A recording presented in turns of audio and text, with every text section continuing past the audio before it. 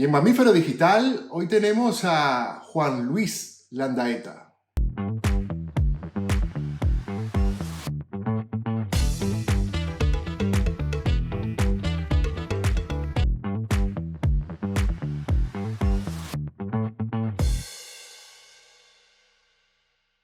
¿Qué tal, Juan? Bienvenido a Mamífero Digital. ¿Qué pasa, mamífero? ¿Cómo va? ¿Qué tal todo, brother? ¿Tú te consideras un mamífero digital o un mamífero más artístico, de letras, de No, pintura? mamífero venezolano. Son dos cosas que forzosamente voy a hacer hasta que me muera. Mamífero y venezolano. Ya, ya. Pero te mueves bien en el ámbito digital, ¿no? O sea, Instagram, TikTok, todas estas vertientes hoy en día con tu trabajo, ¿cómo te la llevas con esto? Es que me recordaste algo que viví generacionalmente, porque mi generación, yo tengo 33 años ahorita, Ya. podemos ser los últimos o estar en la rayita que vimos un mundo sin internet, ¿no? Mm, mm, Y lo mismo con las computadoras. Yo me acuerdo cuando tener una computadora portátil era algo, ¿no? Era distinto, era raro. Lo que se tenía eran PCs y antes no todo el mundo tenía PC, por ejemplo, ¿no? Tú ibas a casa de un amiguito que tuviese computadora a jugar o qué sé yo. Y a lo que voy es que para nuestros padres uno hacía cosas que eran absolutamente escolares, no sé, como aumentarle el tamaño de la letra a un documento en Word, y para ellos era fantástico, era dominio de la computación. claro. Lo que yo creo que nos ha pasado es que sin mayor destreza, para nosotros fue fácil, bueno, así como te digo que mi generación fue la última que vivió sin internet, también fue la generación que empezó a tener Facebook. Yo tengo sobrinos, tengo una sobrina de 22 años y para ella Facebook es una cosa de modé. O sea, yo creo que no lo usa desde hace años, además.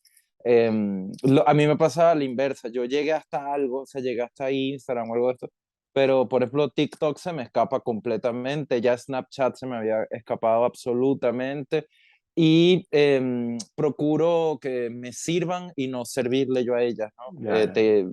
Te quitan tiempo sin duda y es que el libro es un invento inagotable, ¿no? El silencio de la página y la narración y esos mundos que están allá adentro que un autor te permite, para mí es imbatible. ¿Y te gusta lo analógico en el libro? Quiero decir, porque ahora está el Kindle o la misma tablet que para leer hoy en día está sustituyendo a el libro tradicional, digamos. Sí, sí. ¿Cómo? Tengo dos cosas. La primera es que diríamos en Venezuela, ¿no? Ni tan calvo ni con dos pelucas. Ya, ya. Me gusta el libro, o sea, por ejemplo, ahorita que me venga a la cabeza puntualmente, la biografía, me parece se llama David Reef, quizás no se llama David Reef, pero hay una biografía más o menos reciente, extensísima, no extensa, extensísima, de Susan Sontag, y la leí entera en el Kindle, Mm, pirata.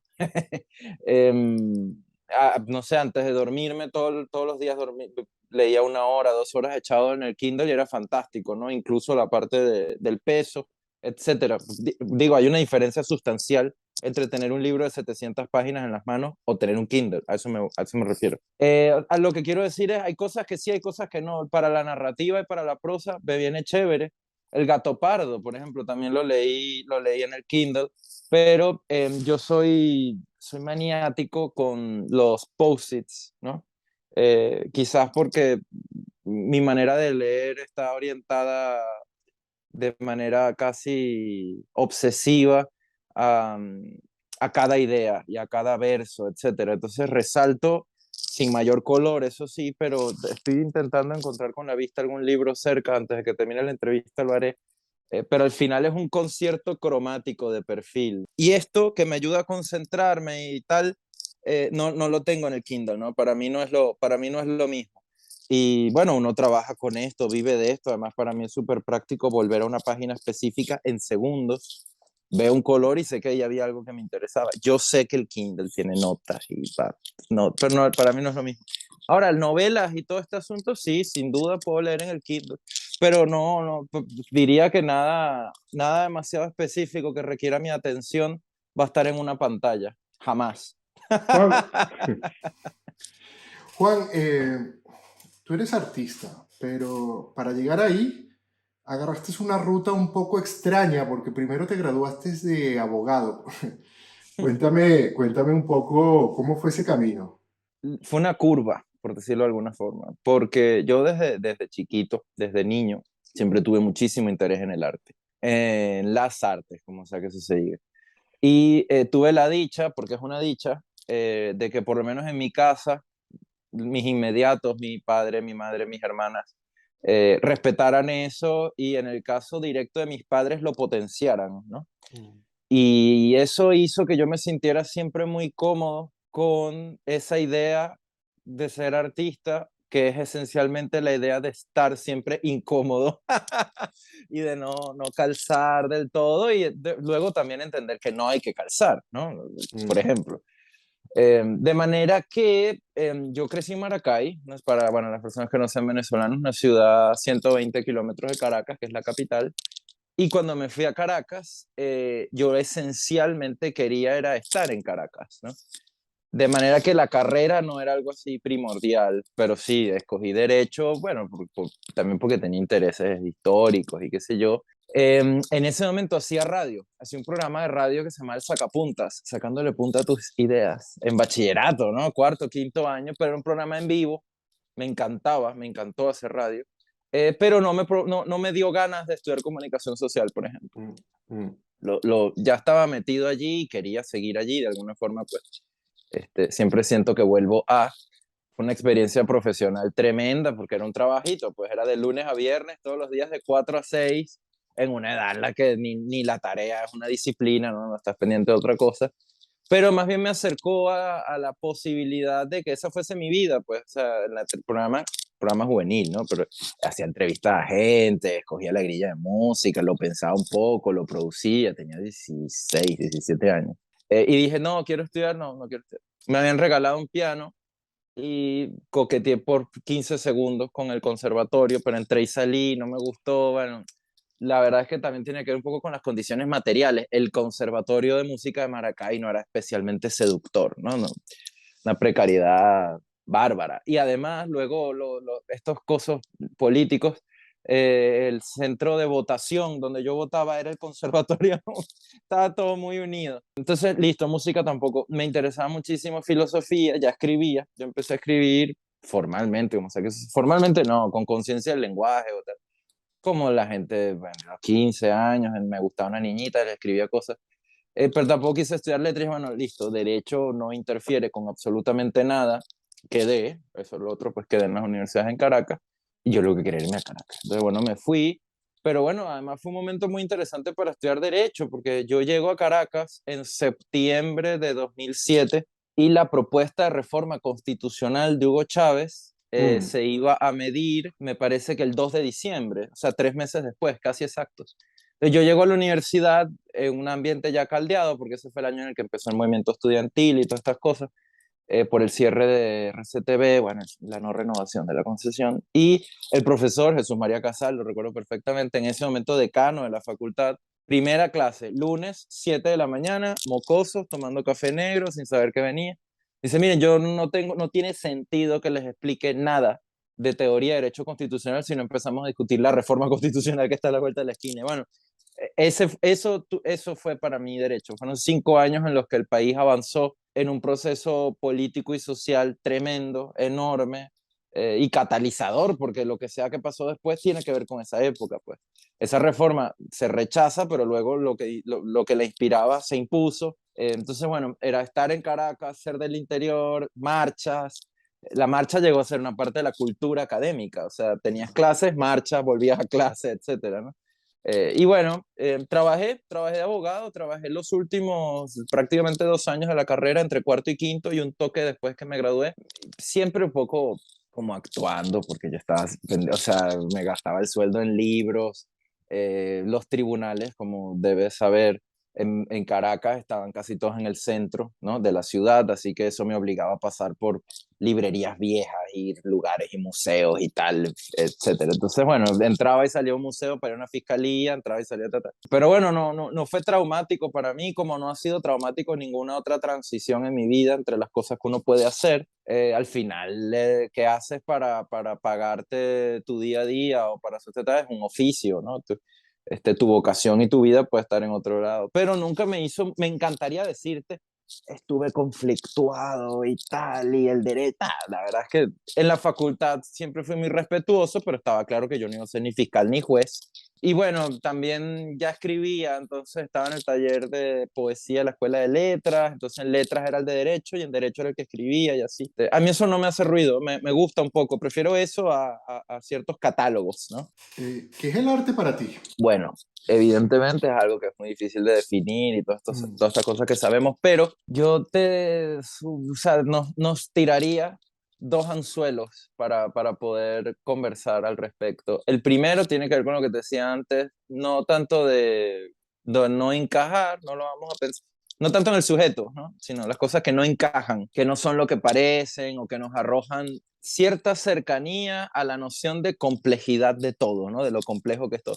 No de lo complejo en el sentido de que sean cosas muy difíciles o siquiera difíciles de entender, complejo de intrincadas, ¿no? De que estén compuestas de muchas cosas que vemos y que no vemos. Fíjate, en estos días salieron unas fotos nuevas de Urano, ¿no? Del planeta, y esta cosa del universo es prácticamente, no sé, más del 90% hasta el momento materia negra, y de la materia negra no se sabe casi nada. Entonces digo, si del 90% de los que nos componen no sabemos, nos queda un trozo muy chiquitito como para decir, esto es esto y firmemente esto y definitivamente esto. Entonces, claro, ¿qué pasa? Cuando ves una foto, que es una foto y que tú puedes describir, pues tiene un paisaje, tiene una perspectiva, tiene unos sujetos, y sin embargo, algo te genera cierta inestabilidad, te conmueve, te sacude, te gusta, te agrada, etcétera. Tú sientes que hay algo allí que la mayoría de las veces es indescriptible y que apela pues a la conmoción, porque conmueve, hay imágenes que conmueven, otras imágenes que no, etcétera.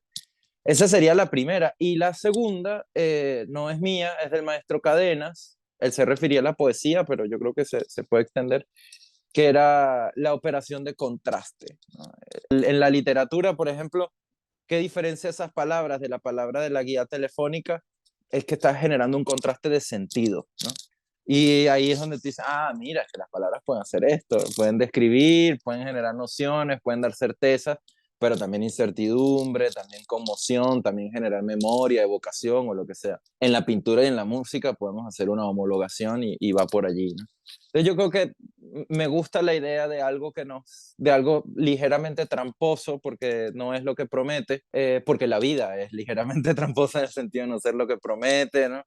Y creo que mientras menos asible sea, más arte es. Yo, conversando en alguna oportunidad con Carlos Serpa, que es artista plástico, me decía, el arte tiene que ser transgresor, si no, no es arte. Es un poco el concepto de él, ¿no? Sí, Y conversando también con otro muy buen amigo, Nelson Jobarantaric, él me decía, el arte, para ser arte, tiene que ser divino, aspirar a lo divino, porque si no, porque es la única capacidad humana, me comentaba él, es la única habilidad humana que nos puede acercar hacia lo divino. ¿Tú crees que hay algún elemento de trascendencia en lo que hace Juan Luis Landaeta y crees que hay algún elemento transgresor en lo que haces cuando plasmas tu idea, tu concepto? ¿Cómo lo ves?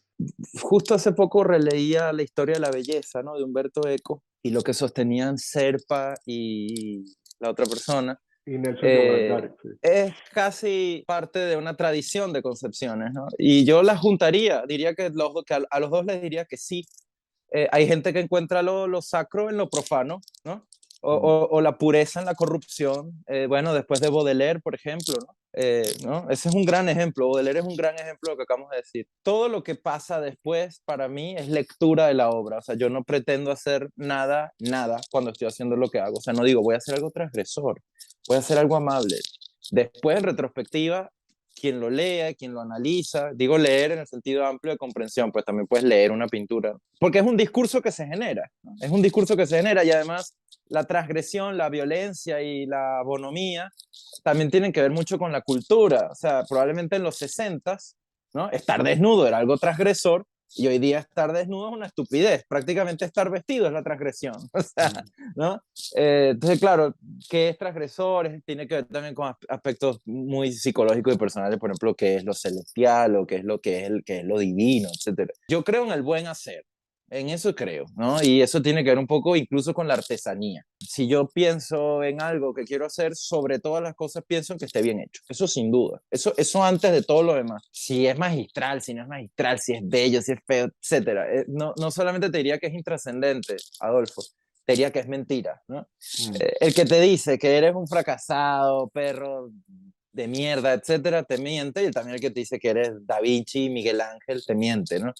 Nada de eso importa. Decía Borges, no hay nadie que en el mismo día no esté el mismo día en el cielo y en el infierno. Digo, tú puedes pasar de estar tomando un café espléndido a tener una gastritis tremenda en cuestión de minutos. Entonces, no, o sea, otra cosa que sí me interesa mucho es no ponerme mandatos. No pienso, la pintura tiene que ser, la escritura tiene que ser, la poesía tiene que ser. Porque ese artículo me mata, ¿no? La poesía, ¿no? La pintura. Además, yo, como siempre he sido un outsider, porque formalmente no he estudiado ninguna de las disciplinas en las que me desenvuelvo, bueno, acaso la maestría de escritura creativa, pero incluso ahí había gente que había estudiado letras y etcétera. Lo más auténtico y lo que mejor me ha funcionado es acercarme de verdad a la cosa, ¿no? Para mí es un misterio cada vez que agarro un pote de acrílico y lo mezclo y empieza a pasar algo, cada vez que tengo un lienzo enfrente o cada vez que voy a escribir algo o cuando me siento frente a un instrumento musical, el único que abordo el piano, etcétera. Para mí todo eso es maravilloso siempre y si quiero pensar en algo que le pueda atribuir fortaleza, pensaría en el sentido primigenio, o sea, de ver la maravilla que es que algo como un piano exista y suene como suena un piano en el mundo. O sea, empecé hablando de Urano, ¿no? O sea, si yo le tengo que contar a alguien algo, decirle, mira, estuvo esto y así puede sonar y para mí esto es la armonía y probablemente para ellos la vibración del sonido sea otra cosa la armonía, para mí esto es la belleza o esto a mí me ha resultado bello. Entonces, a tus amigos los sumaría, sin duda, las dos me gustan, me parece fundamental. Sin transgresión no hay contraste, por ejemplo, ¿no? Pero la bonomía también existe y la amabilidad también y la ternura, o sea, ¿no? O sea, esta mañana estaba escuchando a Haydn, por ejemplo, no sé si Haydn era transgresor. Y por otro lado, a veces me parece un pelín adolescente, no lo digo por el artista que tú conoces, sino en general, la gente que se acerca al arte, como si fuese una cosa de choque o nada, ¿no? Y eso, pues, no. Fíjate que hoy en día la cortesía, la amabilidad se puede entender como una forma de transgresión. Sí, sí, sí, sí, sí, sí. Cuando antes era la vulgaridad, lo que era Claro. ser transgresor, hoy en día es todo lo contrario. Hoy en día pareciera que más bien la cortesía es lo que es ser transgresor. Juan, explícame lo que tú haces o explícanos a la audiencia. ¿Qué es lo que tú haces? ¿Cómo defines tu arte? Yo creo que obviamente no voy a responder nada que satisfaga un interés coherente y lógico o racional. No, vamos a estar racional más que lógico, porque lógico sí es, no voy a decir. Pero creo que una noción interesante que me complace y en la que me siento cómodo es en el de la búsqueda, precisamente, ¿no? Si uno entiende la obra de un artista, el que sea, en contexto y a través del tiempo, porque si alguien hace algo un día, pues es difícil verlo, ¿no? En panorámico, etcétera. Pero si haces algo años y además en distintas disciplinas, más allá de que no esté evidentemente interconectado, sí hay una noción que las rige, que es el sujeto, es quién está detrás de ese poema, quién está detrás de esa pintura o lo que fuera, o composición o lo que sea. Eso más allá de lo que cada obra diga en sí, ¿no? Del tema de los libros, por ejemplo. Bueno, este libro trata de esto, este libro trata de esto otro, o esta pintura tiene estos colores y tiene esta paleta y tal. ¿Qué reúne todas esas cosas? Yo diría que una búsqueda. Ahora, ¿una búsqueda de qué? Bueno, una búsqueda de ti mismo, una búsqueda de la ejecución, una búsqueda de dominio del lenguaje. Por ejemplo, ayer visité una exposición magnífica de Antonio Tapies, de Tapies, acá en Nueva York, y uno ve esas obras, no te tienen que gustar, a mí me encantan, pero digo, no te tienen que gustar, pero la profundidad y la autenticidad del lenguaje es tal que llega un momento que dobla un lienzo, pega unas pantuflas, pone unas medias suyas, ¿no? Pinta, compra un lienzo enorme y lo usa por detrás para pintar los bastidores. Entonces dices, bueno, está loco, ¿no? No, no, no tiene que ver con locura. Tú sabes que ahí hay un sentido de identidad de un lenguaje. En ese sentido, siempre he procurado, más que la originalidad, porque no tengo esa pretensión, me fastidia la idea de la originalidad en muchos aspectos, porque creo que no se puede ser original. A ver, tú no inventas las palabras cada vez que las utilizas, ¿no? ¿Acaso arrojas sobre la mesa tu forma de utilizar las palabras o de abordarlas? En el caso de la escritura, en el caso de la plástica, lo mismo, tú no estás inventando los colores mientras los usas, ¿no?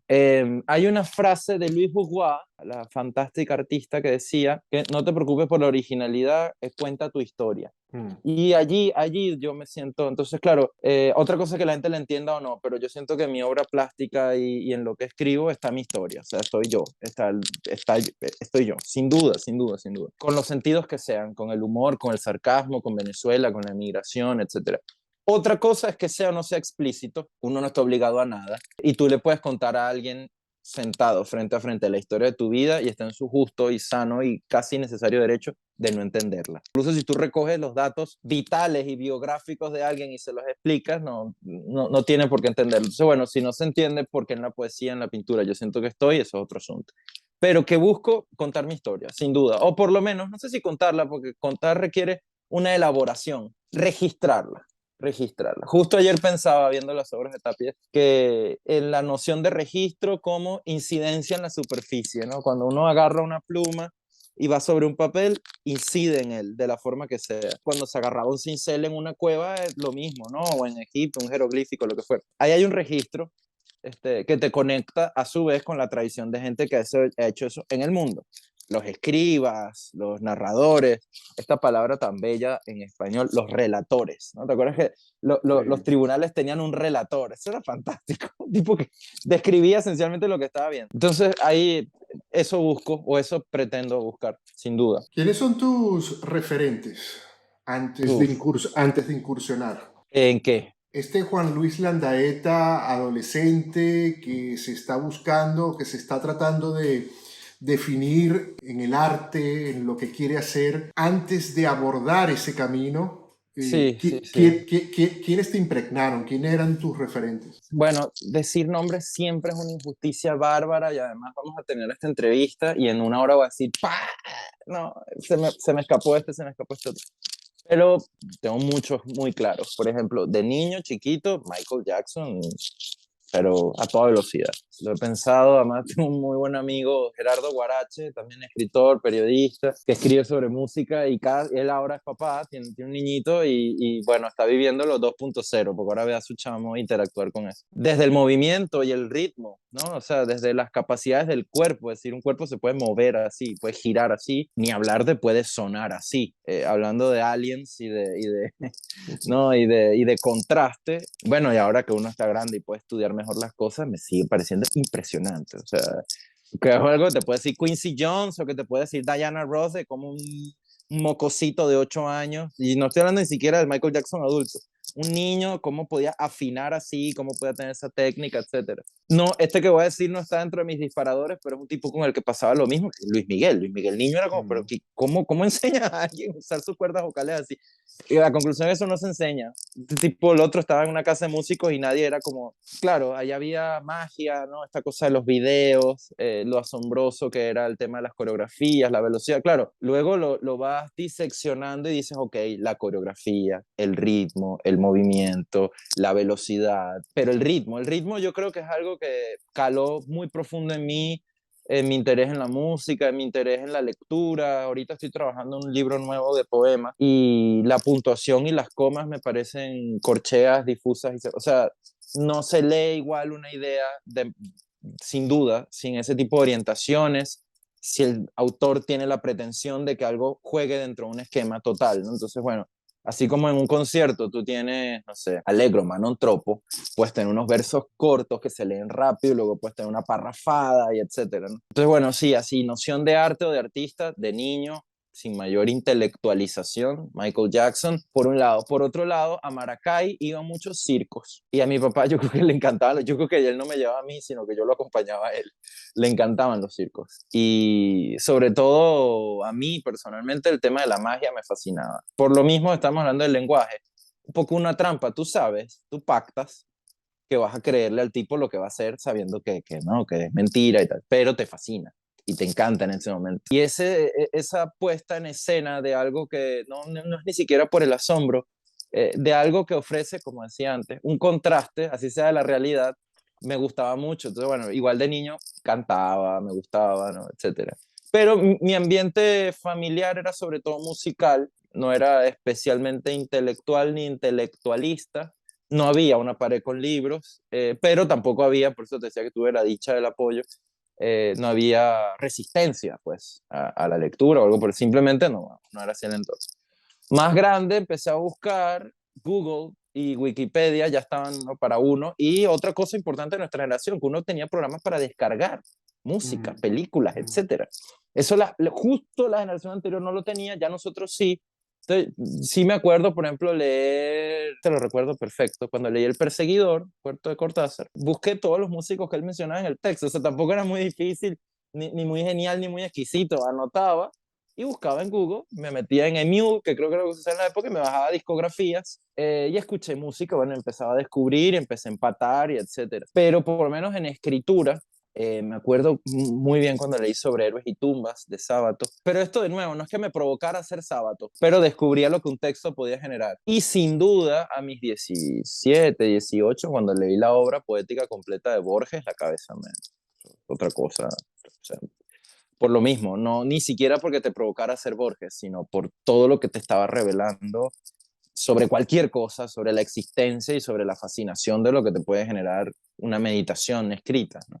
Después, bueno, obvio, en la música un montón de gente. Por ejemplo, Rachmaninoff fue muy importante para mí, lo sigue siendo. Mozart también, o sea, en música. Pero por eso te digo, que hayan hecho música para mí es secundario. Yo siento es el espíritu ahí, es lo mismo que Borges, o sea, ¿no? Si escribía o no escribía, si es filosofía, si no es filosofía, si es poesía, eso para mí es otra cosa, ¿no? Eso no me interesa. Y bueno, y ya grande o más grande, bueno, sí, de todo, de todo, de todo. Ahora, hay una excepción que opera casi en retrospectiva porque ha sido un lujo absoluto en mi vida, porque uno no tiene demasiadas oportunidades cuando es de un país de conocer a gente que admira o incluso a gente que ni siquiera admira tanto, que está tanto en el ambiente que ni siquiera piensa que va a tratar, que es el caso de Jacobo Borges. Uno, pues, no sé, yo tengo un recuerdo muy vago de la demolición del retén de Katia y del discurso de Jacobo Borges, ¿no? Pero era una institución, y bueno, la vida, el destino, Nueva York, etcétera, etcétera, etcétera, nos acercaron, o me acercó a él y luego nos acercó, sí, como nuestra amistad, y bueno, para mí eso sí ha sido completamente distinto, porque no sé, es como eso, tener trato con Borges, el otro Borges, ¿no? Y de compartir y de aprender y sin ya tenerlo cerca es como tener un bombillo cerca, ¿no? Te calienta, te ilumina, te hace reír, etcétera. Y bueno, Jacobo además, como yo, es venezolano, tiene 91 años, está perfecto. Y entonces, claro, para mí ha sido como una gran recopilación de todo lo que he aprendido, porque además tiene que ver con la historia de mi país, tiene que ver con el siglo en el que nací, con nuestras conjeturas, con nuestras dudas, con mi noción de identidad, de dónde soy, bueno, y con su pintura, ¿no? Con su arte, con todo eso que uno podía ver de nuevo sintiendo que, ¿no?, es como, eso es un museo, literalmente, eso es un museo, el Museo Jacobo, estas son las obras, etcétera. Y ese ha sido, bueno, es muy potente, pues, naturalmente. Otras cosas estamos haciendo juntos y tal, pero tenerlo cerca como artista para mí ha sido un privilegio enorme y bueno, me influye porque me emociona, porque me inspira, porque me impulsa. Juan, yo no sé si lo que te voy a decir es un disparate porque yo, ante todo, soy un gran ignorante, Dilo pero, especialmente si te parece un disparate. pero yo viendo tus dibujos siento una influencia de Pedro León Zapata. O sea, yo veo a Pedro León Zapata un poco en tu trazado. ¿No sientes tú que el trabajo de Pedro León Zapata de alguna manera es cercano a lo que tú haces o es otra cosa totalmente distinta? Bueno, quizás en la técnica no especialmente, pero Zapata es parte de esos venezolanos que te ayudaron a configurar nociones del mundo. Mm, Yo, por ejemplo, soy un entusiasta, no sé ni siquiera si soy un entusiasta, parte de mí. El humor para mí es una vaina crucial. mm, mm, O hay humor o no hay humor. Ahí sí soy radical, todo lo que no sé, todo lo que procuro no ser en otros ámbitos de mi vida, ahí sí lo soy. Yo te diría que la Zapata no tiene que ver ni siquiera con lo que dibujo, tiene que ver conmigo, ¿no? Tiene que ver mm. con mi humor o con nuestra forma de ver la realidad como venezolano, una vez más, las manchetas de Zapata, o sea, etcétera. Pero bueno, no, lo otro es técnica y la técnica varía y te puedes enamorar de una cosa ahorita y después te metes con el agua fuerte, después con tinta china o lo que eso es técnica. Si tiene una incidencia, tiene que una incidencia más directa. Mira, por ejemplo, una cosa que mucha gente de pronto ni siquiera ha reparado en ella, pero ¿te acuerdas del camaleón? Sí, claro, Ese claro. tipo de cosas que igual uno, yo estaba chiquito, Era una pero, maravilla. pero claro, tú te descubrías que un tipo le decía algo a otro en un tono y una forma que daba risa, ¿no? Y que podía ser súper mordaz y agudo, etcétera. Entonces, eso, si después tú lo metes en un compás dentro de una composición o lo metes dentro de algo, dentro de una mirada rara en un cuadro o en un poema, ya es parte de ti, sin duda. Zapata intelectualmente sí, y lo otro, bueno, lo otro es técnica, o sea, y igual ayer, por ejemplo, también ahí en Marlboro Gallery veía unas pinturas de Picasso y es que es como que no, todos somos herederos de Picasso. Así como si te metes en música, quieras o no quieras, estás bebiendo de Mozart y de Bach. Quieras verlo o no lo quieras ver. Entonces, pero insisto, eso es técnica. Hay un documental fantástico de Kurosawa hablando de fumando y tal, y van hablando de cada ámbito del cine, ¿no? El penúltimo es dirección, ¿no? El penúltimo elemento. Y el último, así con el que él cierra, es todo lo anterior se puede aprender. Sin embargo, hay una sola cosa que importa, que es la que no se puede aprender, que es a dirigir, ¿no?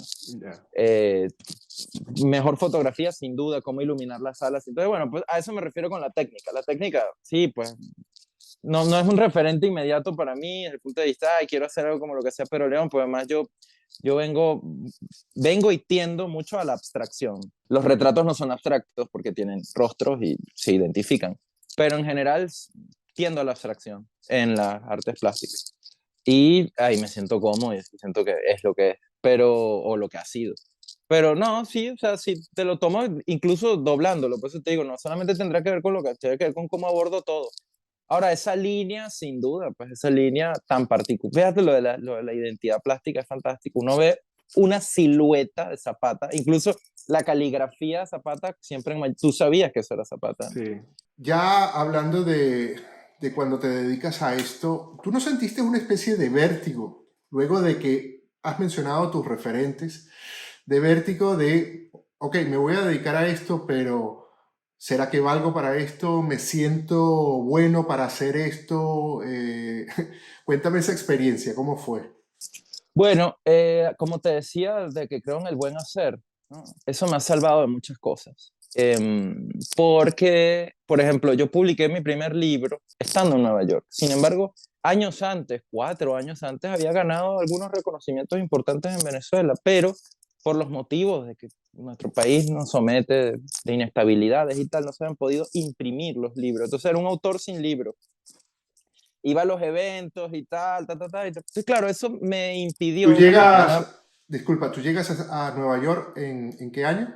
el 31 de agosto de 2013. Eso me salvó de concretar una vanidad de sentirme alguien haciendo algo. Entonces, más bien, siempre fue como un acto de fe. Bueno, sí, tienes retata, pero no está el libro. Y cuando tienes el libro, estás en una ciudad donde sinceramente no importa. ¿No? O sea, por favor. Entonces, desde ese punto de vista, nunca me he creído nada, porque es muy difícil creértelo. O sea, realmente es muy difícil creértelo. Y después también conoces gente que te hace entender que no tienes por qué creértelo. Más bien, mientras más chiquitito te estés viendo y como parte también de algo muchísimo más grande, pues ya está bien. Que he fortalecido con el tiempo y que me ha dado una dosis de arrojo importante, porque no soy nada miedoso, la autenticidad. O sea, yo nunca he sentido que estoy haciendo algo para satisfacer a los otros, para satisfacer la vanidad o lo que se supone que debería ser la facilidad. Yo siempre he hecho las cosas porque las quiero hacer. Entonces, claro, si sale bien es tuyo y si es el error también es tuyo. Las dos cosas las abrazas, ¿no? a estas alturas, yo creo que ya es tonto que piense que las cosas que hago no tienen que ver conmigo, por ejemplo, eso soy yo. Entonces, bueno, más allá de que te salga bien o que te salga mal, eso eres tú, ¿no? No estafas a nadie escribiendo o pintando o lo que sea. Si le gusta, chévere, es otra historia, lo que te decía, ¿no? Tú estás contando tu historia. Entonces, claro, si estás contando tu historia y es tu historia, es parte de ti. Entonces, no he sentido ni ese vértigo. Tal. Claro, por otro lado, casi todos los días me despierto y no me creo nada. O sea, empezando por abrir la cortina de estar en Nueva York. Tengo ya aquí 10 años casi, mi fascinación, claro, la riego y le podo las matas y tal, sigue siendo auténtica. O sea, para mí que crecí en Maracay, que es una ciudad pequeña, pero que también había un reino, porque imagínate la incidencia de Gómez en la cultura de Maracay era una cosa fantástica, y el zoológico y todo este asunto, o la naturaleza nuestra, o toda la experiencia de un niño, pues en una ciudad, la que sea, me dio una autoridad sobre mí mismo de que curiosamente lo que mejor iba a funcionar era el despojo. Entonces, si tú te despojas de, oye, deberías hacer esto, mira, los artistas dejan la barba larga y no se bañan.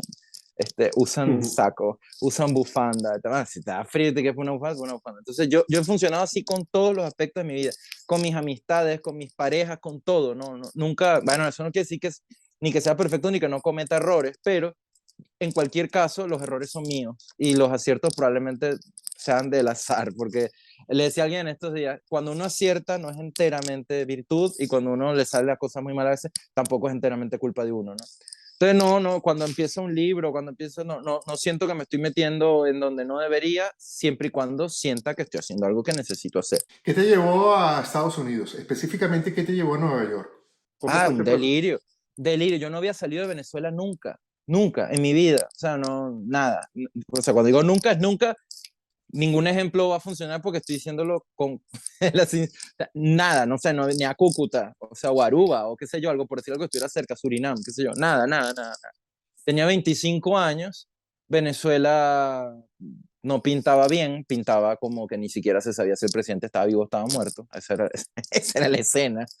Pero precisamente había ganado durante la carrera algunos reconocimientos importantes, por lo menos allá, de poesía. Eso uno dice, bueno, con eso no te cuesta dormir y no importa mucho, pero para aplicar a una maestría, pues sí suma haber ganado, incluso recientemente. Entonces, en esos momentos de incertidumbre, hablé con uno de los profesores que había sido jurado precisamente de uno de los premios que había recibido. Y él me dijo, Juan Luis, ¿por qué no intenta una maestría en Estados Unidos? Y, ajá, ok.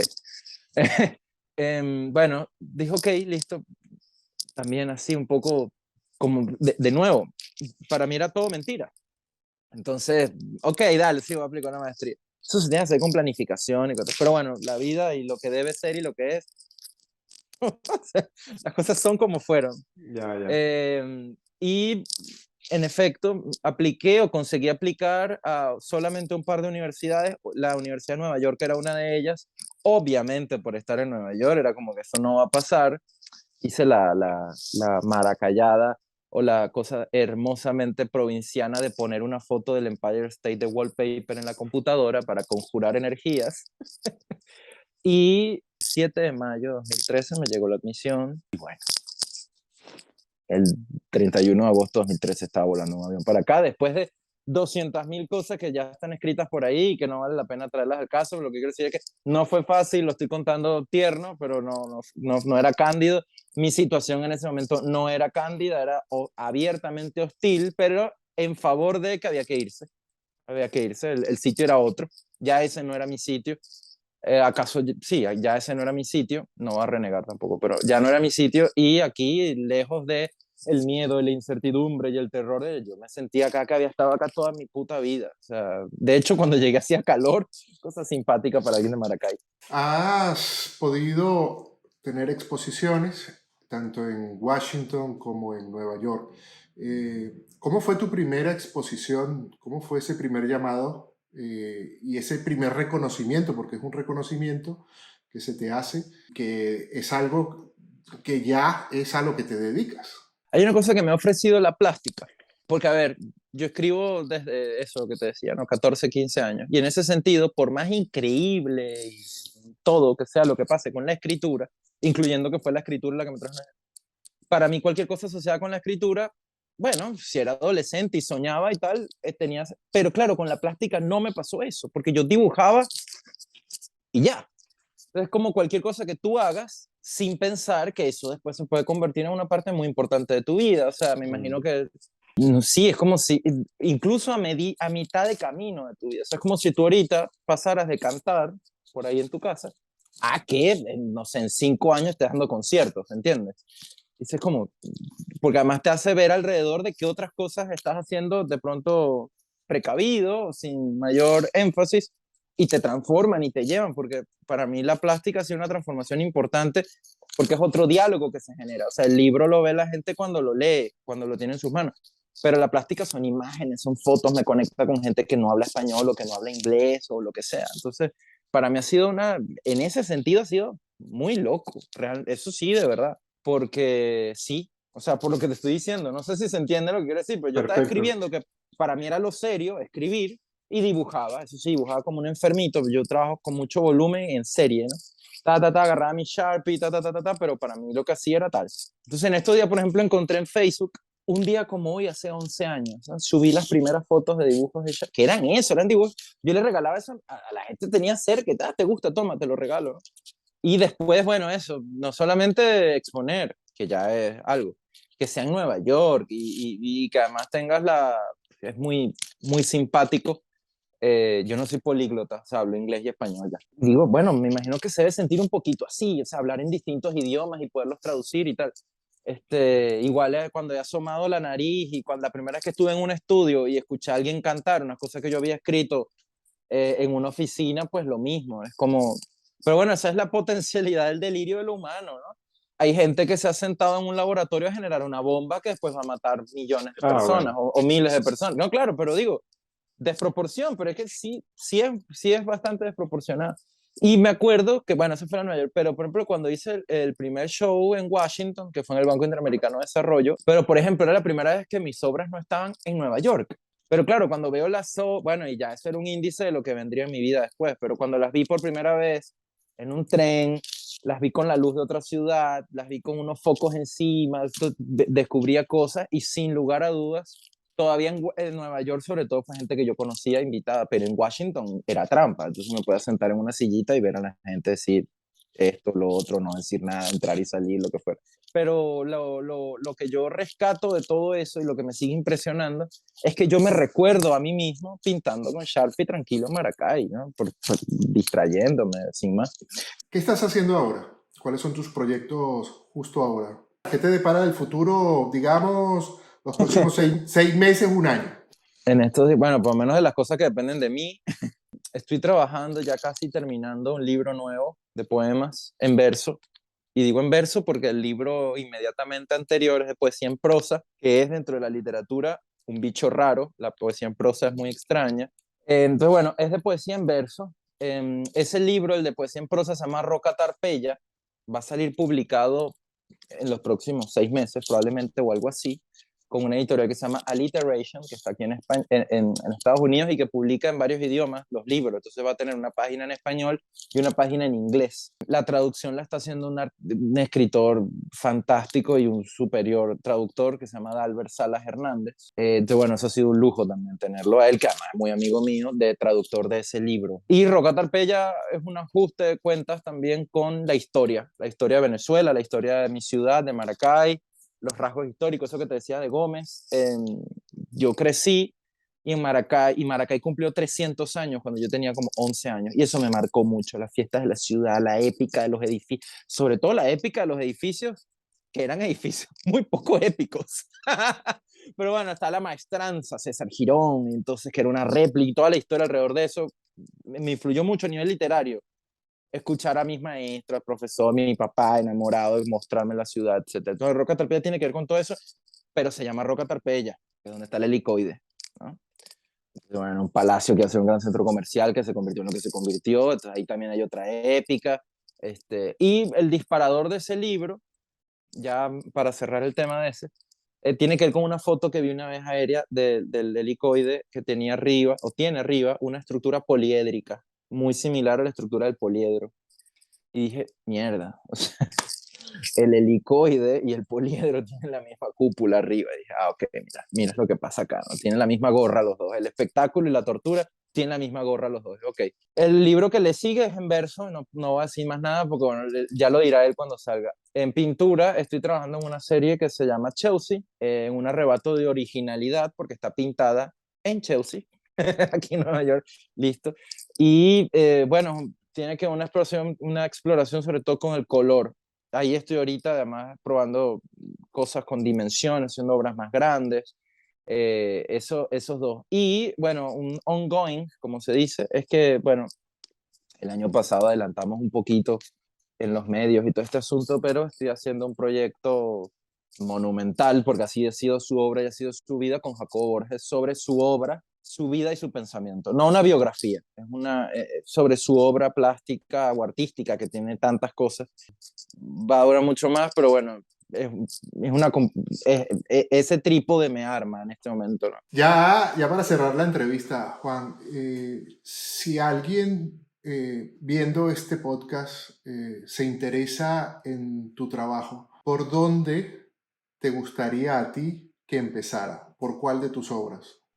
Uf, Por la poesía, por la escritura, por la plástica. ver, qué buena pregunta. Yo le diría a esa persona que busque, si está en sus posibilidades, un poema breve, alguno de mis poemas breves, sin duda. Así, de lo más breve que consiga, ahí estoy. Pues bien, este era Juan Luis Landaeta en Mamífero Digital.